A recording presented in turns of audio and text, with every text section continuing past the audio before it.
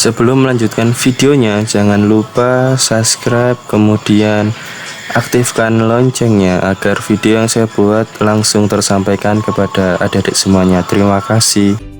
Pembelajaran BMI juga memiliki grup WhatsApp. Barangkali ada yang ingin bergabung, link saya taruh di deskripsi. Tujuannya agar ketika saya mengupload video pembelajaran langsung tersampaikan kepada adik-adik semuanya. Selamat menyaksikan video pembelajaran BMI. Assalamualaikum warahmatullahi wabarakatuh. Kembali lagi bersama saya Kak Bayu di channel pembelajaran BMI. Kali ini kita akan belajar membahas soal PTS 2 untuk kelas 4 ya, mata pelajaran ilmu pengetahuan alam dan sosial. Mohon maaf sebelumnya Pak Bayu menggunakan PDF seperti ini karena Kak Bayu tidak sempat ngedit karena ada kesibukan di pekerjaannya Pak Bayu. Maka dari itu saya akan membahas soal di PDF saja seperti ini agar adik-adik dapat pembahasan PTS 2. Oke, kita langsung bahas nomor 1, materi IPAS untuk kelas 4 persiapan PTS 2. Untuk dapat menghargai peninggalan sejarah, kita terlebih dahulu kita wajib memahami A. Pelajaran sejarah, B. Guru sejarah, C. Peristiwa sejarah, D. Jenis peninggalan sejarah. Oke adik-adik, diperhatikan soal nomor 1 untuk dapat menghargai peninggalan sejarah ya.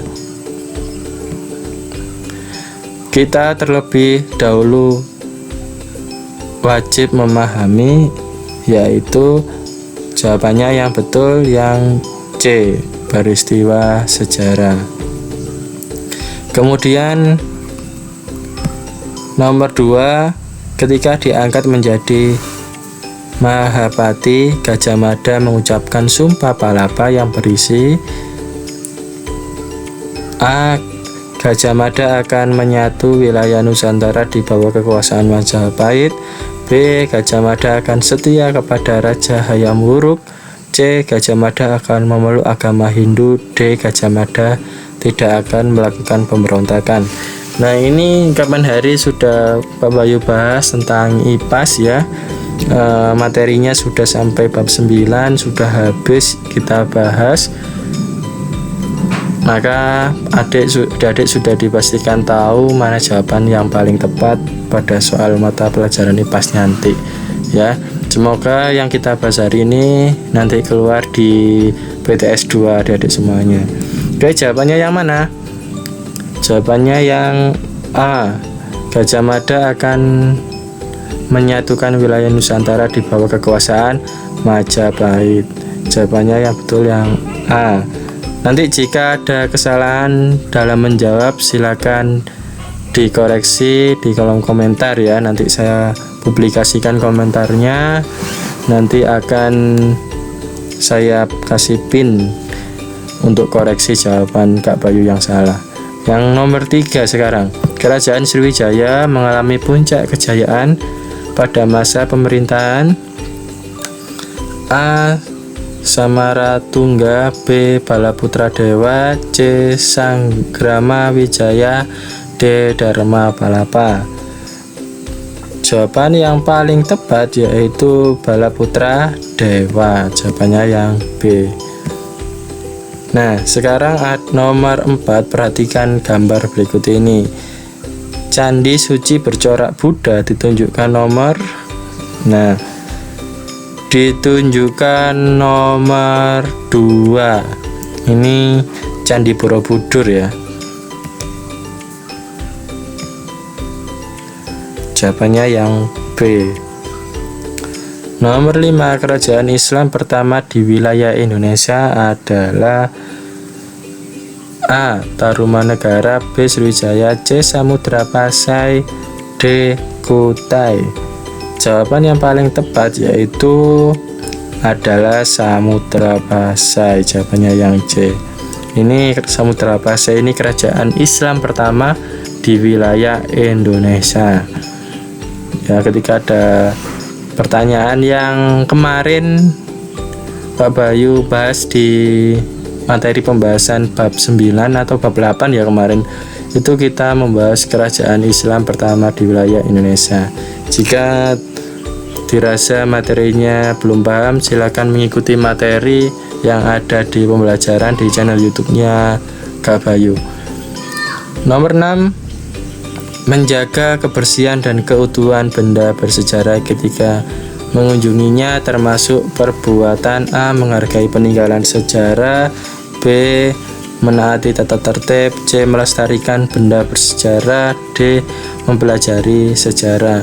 Nah, menjaga kebersihan dan keutuhan benda bersejarah itu termasuk perbuatan melestarikan benda bersejarah. Jawabannya yang C. Nomor 7, Masjid Sunan Ampel merupakan salah satu bentuk peninggalan masa Islam. Sunan Ampel atau Masjid Sunan Ampel terdapat di kota, yaitu pasti semuanya tahu, di kota Surabaya. Jawabannya yang A. Ini nanti yang kita bahas ada 30 soal. Selanjutnya yang kita bahas yaitu nomor 8. Bukti bahwa Indonesia kaya sumber daya alam adalah terdapat, mana ini jawabannya? A. gedung sekolah, B. tempat pengeboran minyak, C. pasar swalayan, D. kendaraan bermotor. Bukti bahwa Indonesia kaya sumber daya alam, berarti jawabannya yaitu tempat pengeboran minyak. Ya, bahwasanya Indonesia itu banyak tempat-tempat pengeboran minyak yang termasuk sumber daya alam yang kaya ya di Indonesia. 9, persediaan sumber daya alam yang tidak dapat diperbarui adalah yaitu jawabannya terbatas. Jawabannya D. Nomor 10, kondisi wilayah Indonesia sebagian besar merupakan daerah perairan, sehingga Indonesia disebut sebagai negara maritim.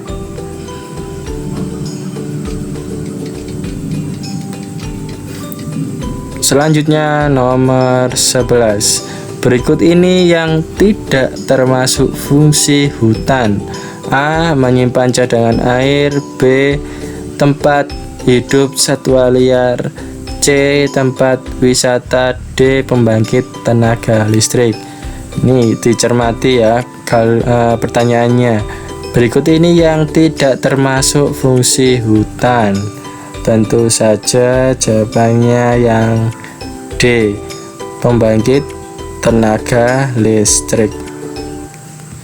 Sekarang perhatikan gambar nomor 12 ini. Ini adalah orang yang sedang membawa garam ya. Ini petani garam. Berarti kalau petani garam itu letaknya di tempat pekerjaannya di pesisir atau di dekat laut. Ini juga pernah Kak Bayu bahas di materi-materi yang sudah saya sampaikan sebelumnya. Bagi adik-adik yang sudah nyimak pasti sudah tahu jawabannya ini ya. Nomor 12, soalnya kegiatan ekonomi seperti yang ditunjukkan pada gambar dilakukan masyarakat yang tinggal di daerah pesisir. Kalau di daerah pegunungan biasanya itu bertani ya, berkebun. Kemudian nomor 13, berikut ini yang bukan merupakan pemanfaatan daerah pegunungan adalah untuk A. pertanian, B. wisata, C. tempat peristirahatan, D. pelabuhan.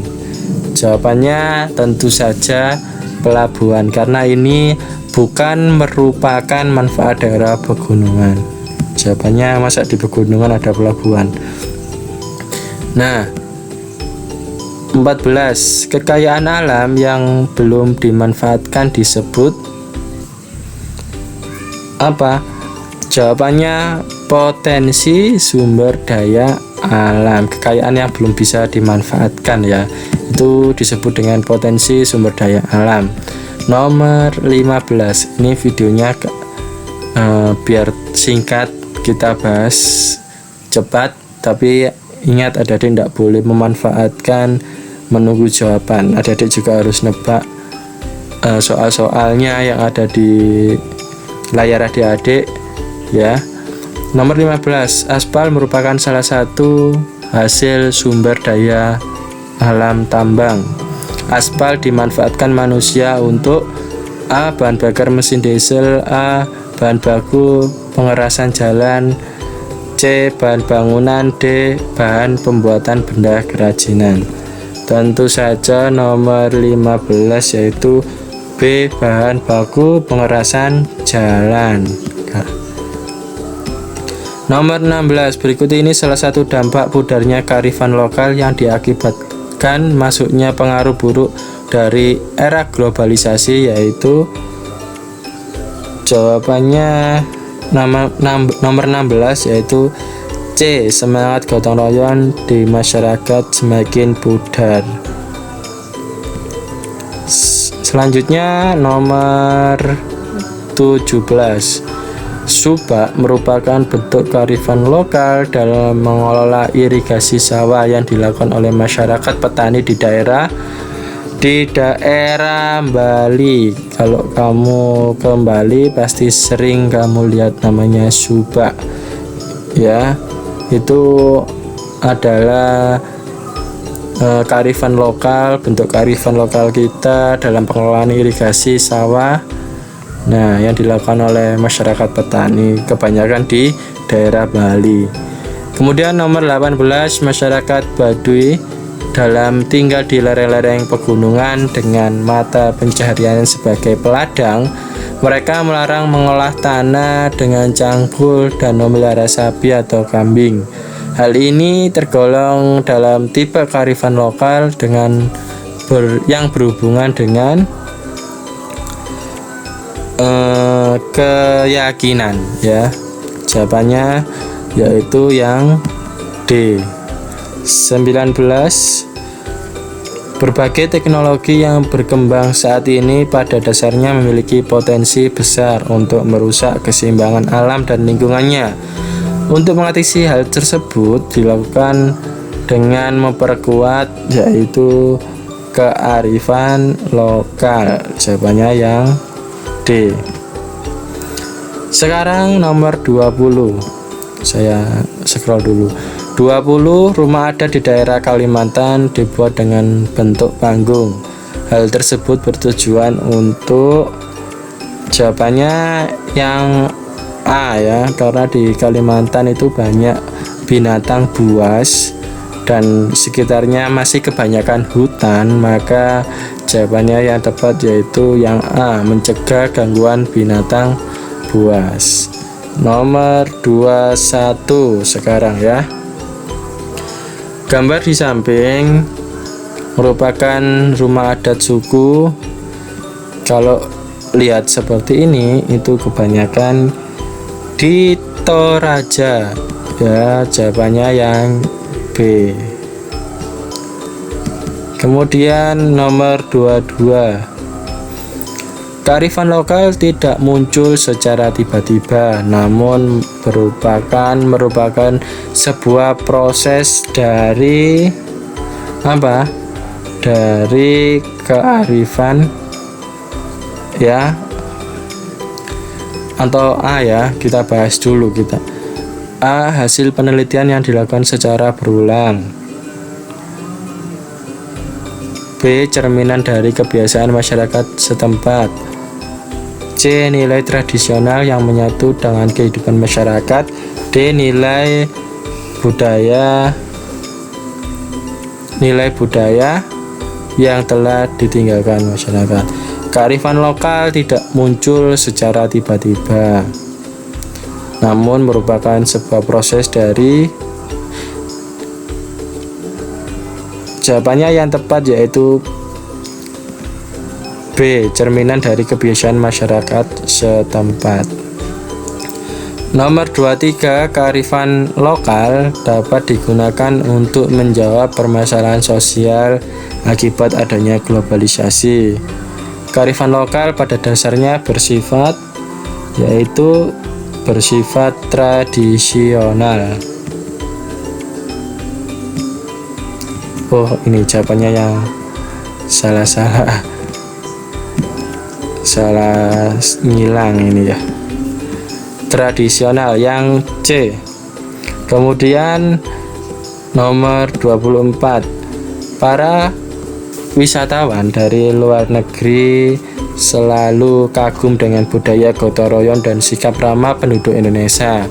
Budaya gotong royong dan sikap ramah merupakan contoh dari kearifan lokal penduduk Indonesia. Jawabannya yang B.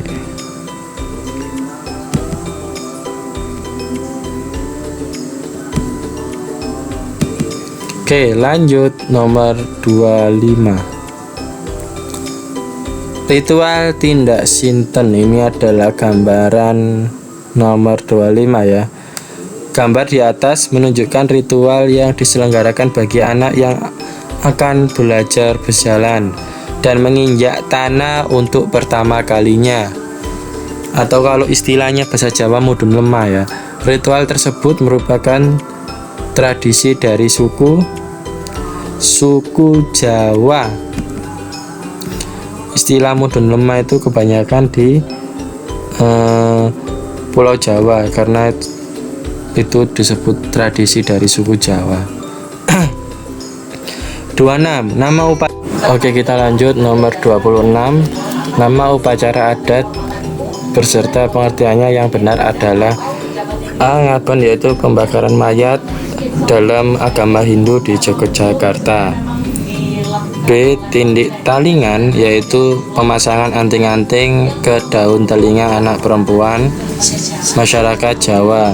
C. Kasada, yaitu upacara mempersiapkan sesajen di kawah Gunung Bromo. D. Ngenyuk seru, yaitu upacara pernikahan adat Jawa Timur. Jawaban yang paling tepat yaitu yang C. Kasada, yaitu upacara mempersiapkan sesajen di kawah Gunung Bromo. Nomor 27. Era globalisasi membuat arus budaya dari berbagai belahan dunia dengan bebas masuk ke Indonesia.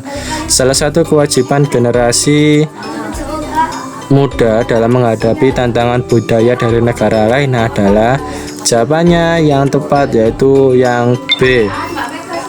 Melestarikan dan mengembangkan budaya daerah. Jawabannya yaitu yang B.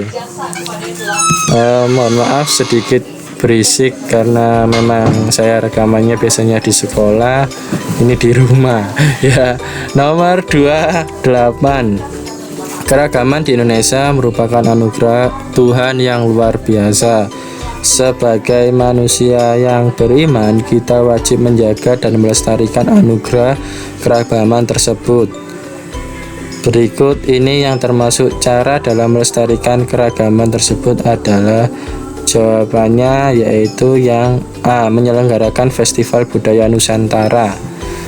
Ya, jadi cara melestarikan keragaman yaitu menyelenggarakan Festival Nusantara.